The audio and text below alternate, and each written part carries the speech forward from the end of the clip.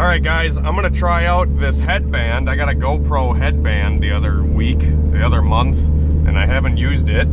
So I'm gonna just give you some point of view driving here in the CRV, and hopefully the footage turns out. Hopefully the camera angle's okay. I've never done this before.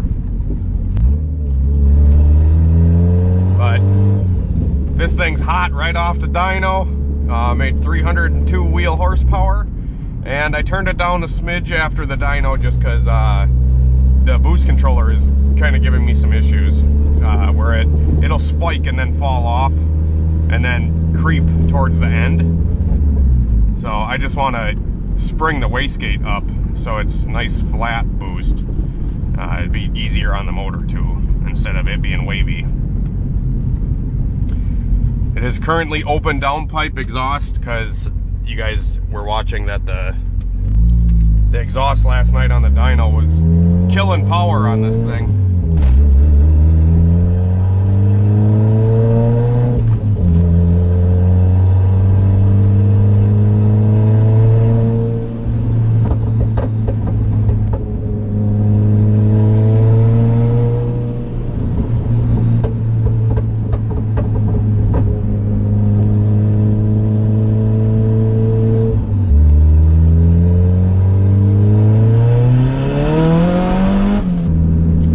Like skipping in second gear, like it spins in the wet, and on the dry it was like skipping across the road.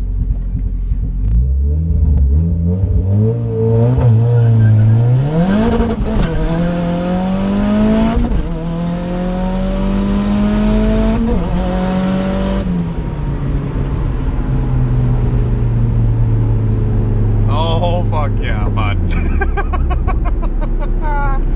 That thing gets it, dude.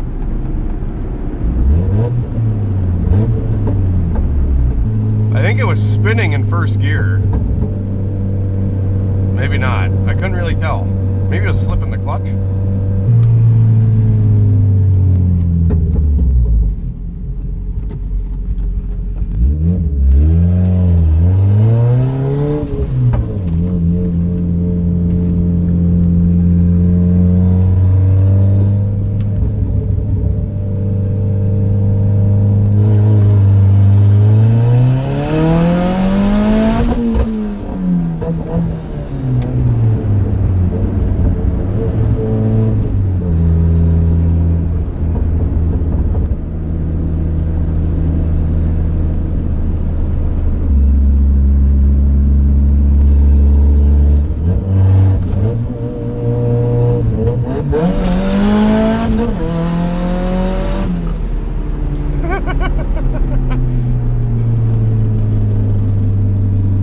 This dude just pulled up in a Honda Odyssey next to me and gave me a thumbs up. I had to give him the deal.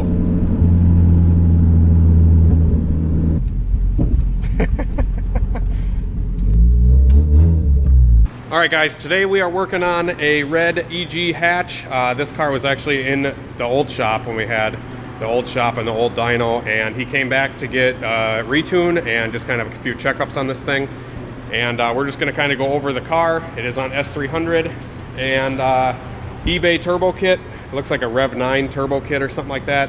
I was going over this thing. We fixed a lot of little boost leaks on it. It had, let me turn the fan off here. So this thing had quite a few boost leaks. There was a lot of couplers that were completely loose where I could just pull the pipe right out of the coupler there. But I got all that stuff tightened down. We verified the ignition timing right away. And we tried to fix some exhaust leaks that this thing has. On the downpipe here, this is a 5-bolt like eBay style downpipe, and it has an exhaust leak on the bottom 2 bolts because the one won't get tight and the other one is stripped. So it has an exhaust leak on the flange of the turbo here, which these things, if you guys don't know, they actually have a hole through the turbine housing that is supposed to be for like internal wastegates, and these downpipes will block that off. And if it's leaking, well, the turbo is going to be a little lazier, and that's what the case is on this thing. So hopefully that makes sense. But Also, we had to get a new wideband sensor installed into it because it killed the wideband sensor for over the last couple months. So we got a different sensor in it, and we're just kind of ironing out this thing and hopefully going to try to make some power, but I'm not expecting a whole lot, being that, you know, it's leaking out of that downpipe there, which is going to make the turbo a little lazier, but hopefully it'll just make all of its power way up top and it'll be okay. But he does plan on upgrading some of this stuff too, so we're gonna get to messing with this thing and doing some pulls.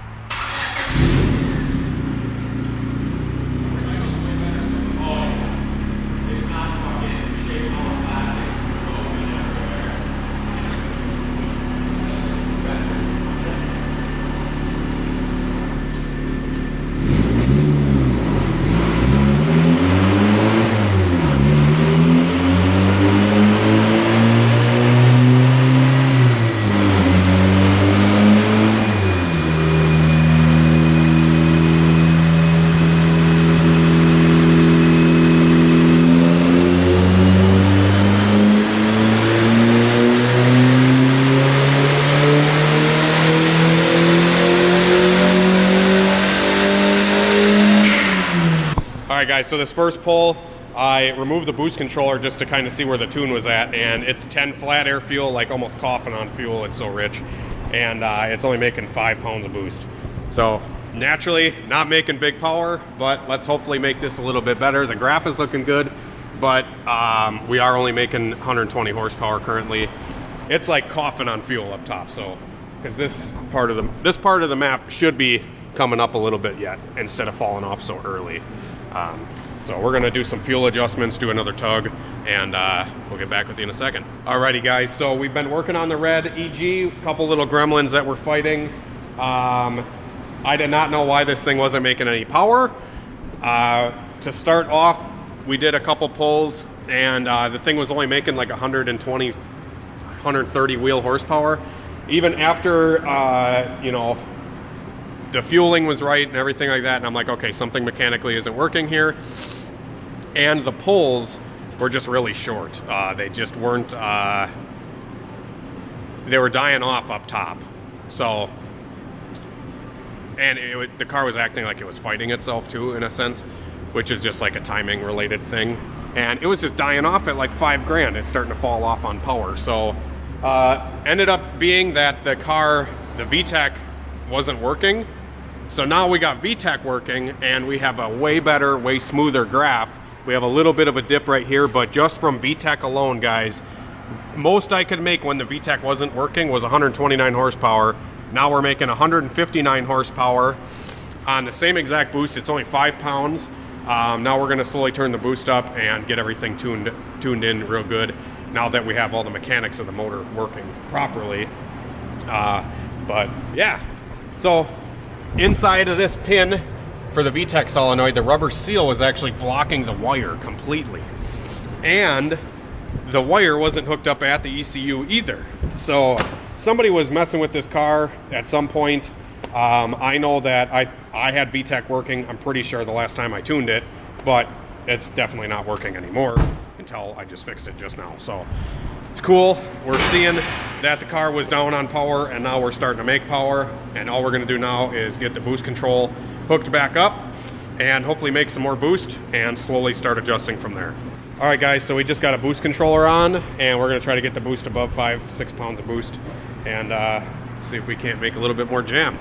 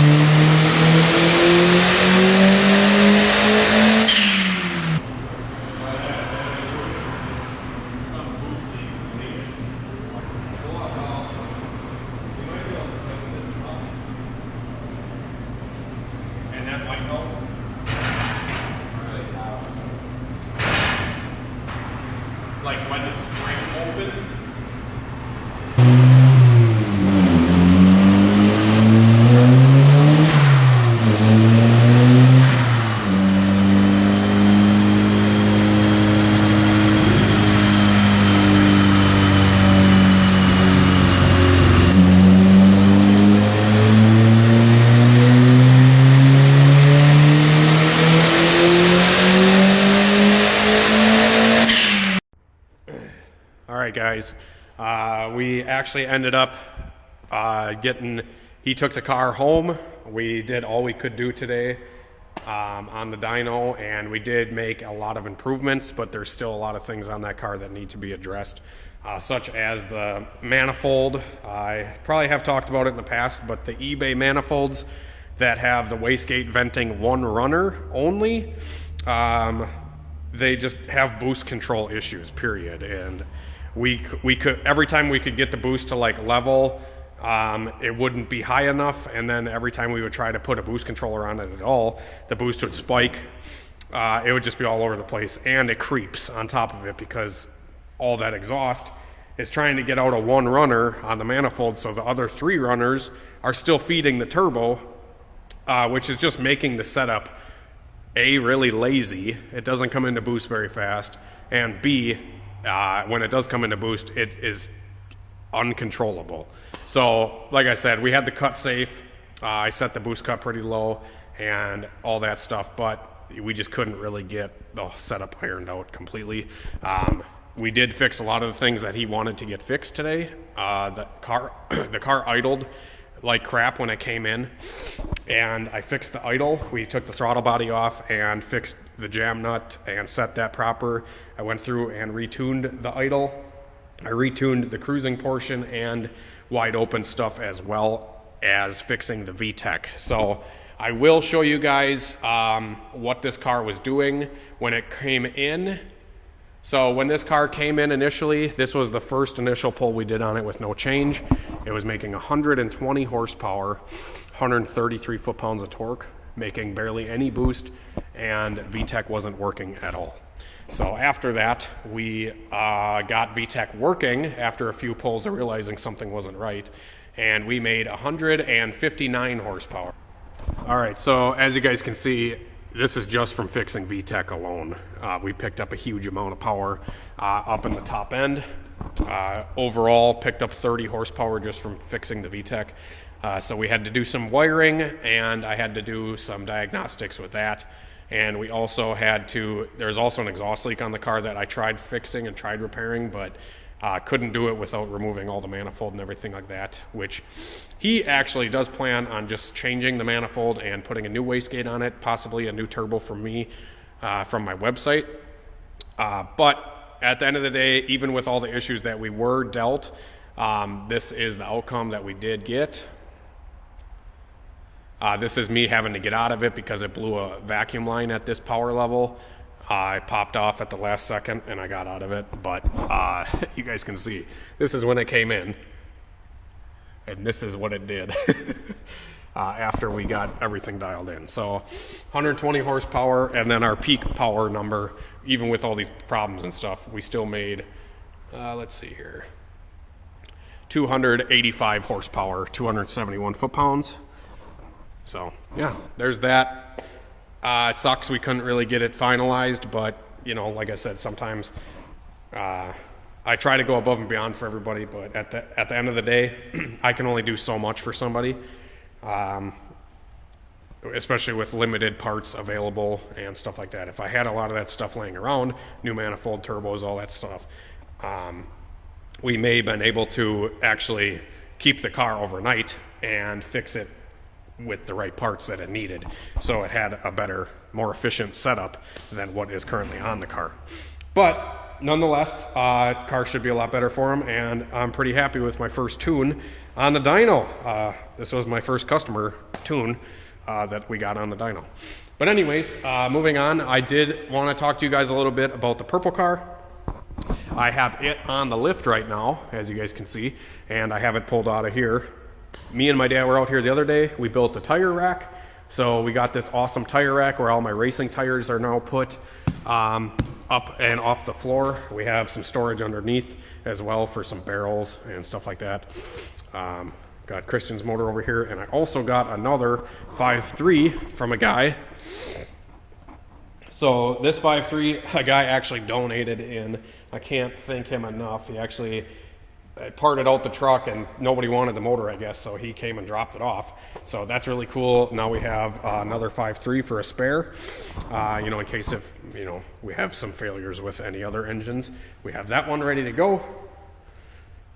We got the railing built for the steps, and we got steps installed. I don't know if you guys have seen that yet. We also got the loft area built. We got the railing built up on the top there for the office. Yeah, so much stuff has gone down in the last couple days, guys. I've just been super busy and no time to do much of anything. But I did, like I said, pull the purple car on the lift, and I'm going to show you what I've all gotten done on this thing. I actually just got a brand new set of axles for it from O'Reilly's. We got the intercooler mounted. I actually made some brackets for it. So this thing is nice and solid on here. We got the couplers all tightened down for the turbo. I have the return line plumbed in. New axle over here. We got the shift linkage attached. Hopefully you guys can see it's probably pretty dark down here. But I did get the shifter attached. I got the catch can lines ran up here. Let me see. So we got the catch can lines installed. I got an oil filter on it. I have an oil pressure gauge going into where the factory one normally is. So I have that ran with this line that I got to run inside the car. I got a homemade radiator bracket here. I'll have to jack the car, or I'll have to move the car down on the ground quick and show you the rest of it.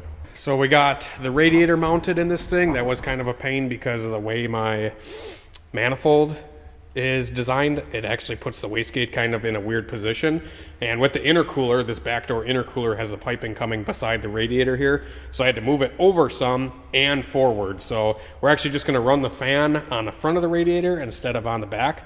That should work just fine. And I got all this stuff tightened down, new hardware everywhere. I have the oil lines all ran inside the head here, so it's all out of the way and looks all neat and purty. All brand new grade 8 hardware. Intercoolers mounted, like I was saying. We got the intercooler piping all ran. I have my throttle body installed now. I had to shim the frickin' throttle body to get the TPS to fit right, so I did that.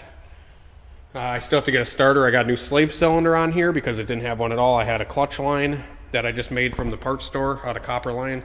It'll work for now. I just want to get this thing movable, running, and driving, so it's, you know, yeah, I just want to do that. I still have to do get a valve cover and gasket and stuff like that for this thing. I have to do a valve lash. I have to make a downpipe. I have to put the starter in. I have to find a starter, and then I have to wire everything. Put the distributor in yet. I have to get a lower radiator hose, heater hoses yet, injectors, fuel lines. Yeah, there's still some stuff I got to do, guys, for sure. But it is coming along. I actually got a lot of stuff done on it yesterday, so this pretty much was completely tore apart 2 days ago, and now I have axles, linkage, turbo kits mounted, radiators mounted. Yeah, just little things I got done yesterday. Yeah, another day or two with this thing, and I'm hoping that another day or two of actually working on it, and I bet you we could get it fired up. I'm hoping. So yeah, hopefully you guys enjoyed the video. Yeah, I put some clips in of my CRV. You know, I tested out that headband. You guys saw that, and then dynoing this red car. Hopefully we'll have some more structured videos coming soon. Just been so busy, guys, it's crazy. But thank you for all the support, and thank you for everything you guys have offered to me. Be sure to like this video, comment, subscribe. Definitely like the video, guys, because the likes have been doing very well on the videos. The last one actually got over 400 likes. I know I was asking for 300, and you guys put me at 400 likes. So let's just keep that train a moving if we can. Do our best on that for liking the videos, guys. And yeah, we'll see you later. Have a great night and a better tomorrow.